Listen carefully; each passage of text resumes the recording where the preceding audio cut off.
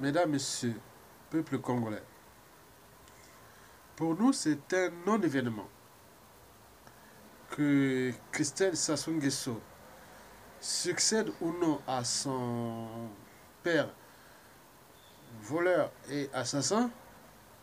Pour les Congolais, c'est un non-événement. Mais par contre, pour nous, quelque part, c'est une victoire parce que 99,99% de la population, hein, ou de tous ceux qui vont prendre le pays, savent que la place de Christelle Sassou Nguesso sera à la prison. Partout il va se trouver en Afrique ou dans le monde. À la chute de son papa. Ça, c'est sûr et certain, par tous les moyens disponibles. Christelle Sassou Nguesso sera ramenée au Congo-Brazzaville pour être en prison dans les conditions des bagnes coloniales, dans les mêmes conditions de prison que son papa a laissées, qui n'a jamais amélioré les conditions de l'univers carcéral depuis qu'il est là et ses 34 ans de sa dictature. Donc pour nous, bon ben, bien sûr qu'il a cherché à faire une OPA, hein, l'offre publique d'achat du Parti congolais de t-shirt. Oui, mais que vaut encore ce parti? Tout le monde sait que ce parti est devenu comme un ordinateur sans programme. Ça, c'est sûr et certain. C'est un parti qui devait être dirigé par des gens qui sont à l'interface entre les humains et les animaux. Donc, quelque part, des humanoïdes. Non, même les humanoïdes, c'est encore plus loin. Mais là, c'était on descend des humanoïdes. Donc, vous voyez l'état où se trouve le Congo-Brazzaville. Donc, Denis Christelle Sassou Nguesso renonce, bon, c'est une réflexion, je pense qu'il a 45 ans, oui. Et si Sassou Nguesso tombe, si peut-être quelques mois, quelques jours, quelques mois, bon, on le retrouve, il pourra passer par exemple 15 ans de prison. Donc à la sortie, bon, ben, il y aura autour de 60 ans et quelques, voilà, 60 ans. Et à ce moment-là, bon, ben, il pourra se reconstruire parce que pendant cet enfermement, on aurait reconstruit un individu qui respecte les normes sociales, qui a des repères moraux. Et tout un individu est en train de reconstruire. Ça sera tout l'ensemble. Parce qu'avant même, pendant la chute de Sassou Nguesso, tous les enfants de Sassou Nguesso vont passer des tests psychiatriques. Des tests psychiatriques obligatoires. Ce ne sera pas du buzz, hein. C'est la réalité. Tout ce qui est de Sassou et de Nguesso là, avec le point de vue administratif et autres, ils vont passer des tests d'abord psychiatriques. Est-ce qu'ils ne sont pas congénitalement dérangés? Comment cela se fait-il que des enfants, au moment où nous sommes dans le 21e siècle, où toute la jeunesse mondiale cherche à être plutôt du côté de l'intérêt général, des utopies nouvelles qui sont celles du vivre ensemble, des enjeux majeurs comme écologique et comme respecter le minimum des biens communs et l'accompagner dans le sens de l'intérêt général, mais ils sont là en train de s'acharner contre l'intérêt général. Donc, par conséquent, cette décision est quelque part une victoire sur sa propre conscience. Mais pour les Congolais, non. Denis Christelle Sassou Nguesso, grand voleur. Vous avez volé les deniers publics congolais, du pétrole et compagnie. Donc, votre sang, est ficelé. Je vous donne, je suis qu'un éveillé de conscience.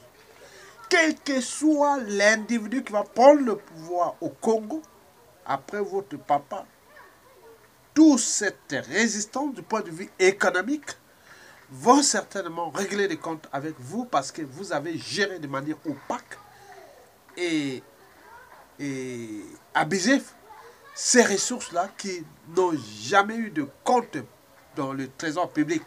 Parce que quand on voit ces malles d'argent énormes, imaginez ça passer par le trésor public. Ah oui, on allait s'affoler. Donc on n'a pas mis l'argent du pétrole congolais dans les comptes publics. On les a transférés dans les paradis fiscaux, dans des réseaux obscurs. Et vous étiez là de plier comme votre papa. Et vous êtes monté là en puissance.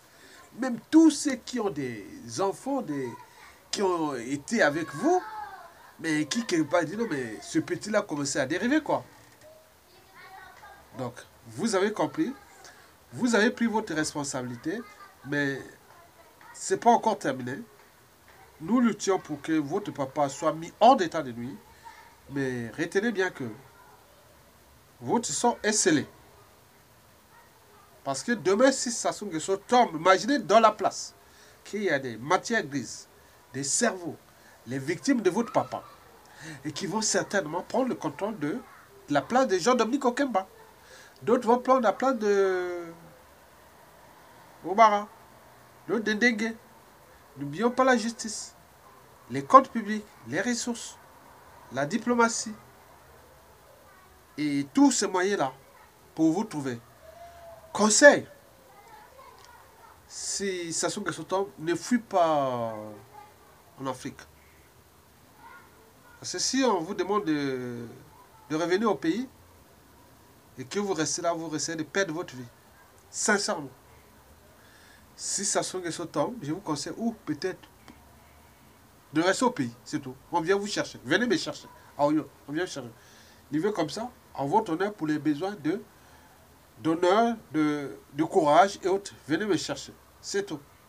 Et on va vous traiter dignement. Parce que nous ne sommes pas des gens comme votre papa, comme vous. Nous allons vous attraper dignement et vous traiter. Et puis, à la fin de ce traitement, vous pourrez trouver la bonne voie d'un individu, oui, un noir, un africain, et voilà.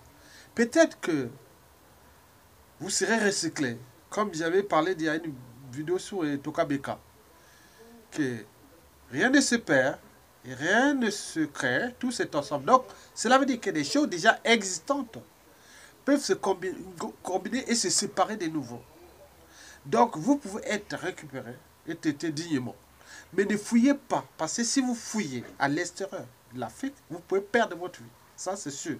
Si on vous donne les lettres de rappel ou pour condamnation par accoutumance, que vous ne venez pas, vous pouvez pas. À l'extérieur, Europe, Amérique, ailleurs, là, c'est du caviar. Des pressions diplomatiques, des plein de trucs, non. Vous serez obligé de rentrer.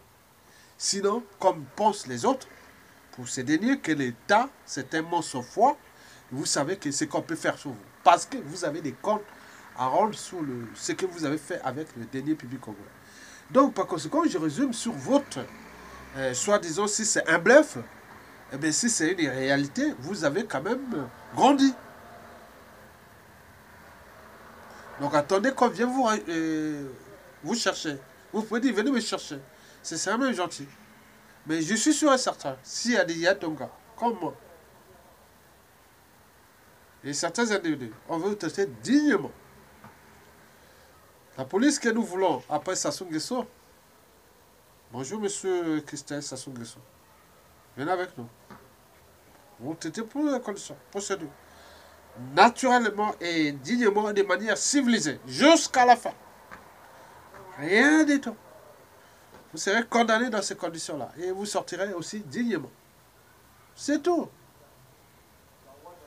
Bon, pour le reste, que ce soit vos biens mal acquis, tout ça, parce que le Congo, quelque part, a besoin de vous pour récupérer tout ce magot que vous avez caché partout, avec tous les circuits au montage opaque et complexe. Nous devons déficeler tous ces montages financiers opaques que vous aviez fait aussi. D'autres, vous pouvez nous dire, dans le sens de l'intérêt général. Vous avez par exemple vu la mort de Mike Ken. Vous voyez, Obama, tout ce monde qui contestait, qui était dans les opposants autres. Mais vous voyez, dans les manières civilisées, ok, je suis dans cet esprit. Si on arrête votre papa, et qu'on fait, moi je suis parmi les gens qui vont les traiter dignement. Dans le sens qu'on veut le punir durablement, mais dignement. Parce qu'il y a eu la trahison, la haute trahison, il y a eu plein dessus sur lui. Donc, vous aussi, vous êtes dans le même coup. Donc, je vous demande simplement que si vous aviez pris ces responsabilités, de ne plus se présenter, tant mieux.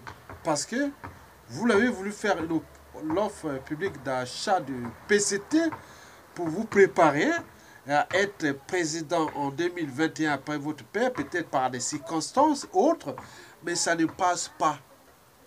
Ça ne devait même pas se passer. Parce que votre père ne va pas finir ce mandat illégal de 2016 à 2021. Il a eu la chance parce qu'il y a eu cette opposition de merde et que nous sommes en train de structurer nous-mêmes pour le faire partir en tenant compte déjà la situation sociopolitique qui ne va que se dégrader parce que tant qu'on parlait des Sassou Nguesso, des Kiki, des Coco et de tout ce monde-là, le pays ne sera plus bien. Et en tenant compte aussi de la géopolitique et de tout ça, même vous-même, la République démocratique du Congo n'est pas que des individus issus de la tribu de votre mère, mais c'est une diversité tribale. Et qui a aussi l'opération Bataille Yabakolo et tous ces circuits. Ils sont en méfiance et en défense contre vous. Et ce sera même les premiers, si vous fouillez quelque part en RDC, ce sera les premiers et que vous vous livrez à la République du Congo-Brazzaville, comme cela s'est passé entre les deux pays depuis Mobutu jusqu'à nos jours. Inversement. Donc, les biens, nous, on saura les récupérer en RDC. Ça, il n'y a pas de problème. Les accords diplomatiques, non, il n'y a pas de problème. Donc, c'est à vous de prendre votre responsabilité. Parce qu'un pays est éternel. Un peuple est éternel. Vous n'avez voulu qu'on vous a envoyé des lettres de rappel. Vous n'avez pas voulu faire. Mais il me semble que vous commencez à prendre une petite part de trucs comme ce qui s'est passé au Sénégal avec les familles Ouad et Karine et tout ça. Mais c'est encore zéro là-bas. Mais là, ça va être plus dur. Mais dans le sens tout simplement du respect de la dignité humaine que nous voulons apporter. Mais retiens bien que si c'est vrai, pour nous c'est un non-événement. Parce que nous, on ne lâche rien. On ne lâchera rien. Tant que votre père et vous-même ne seront pas mis hors d'état de nuit et tout le système là mis par terre. Voilà notre pensée. Je vous remercie.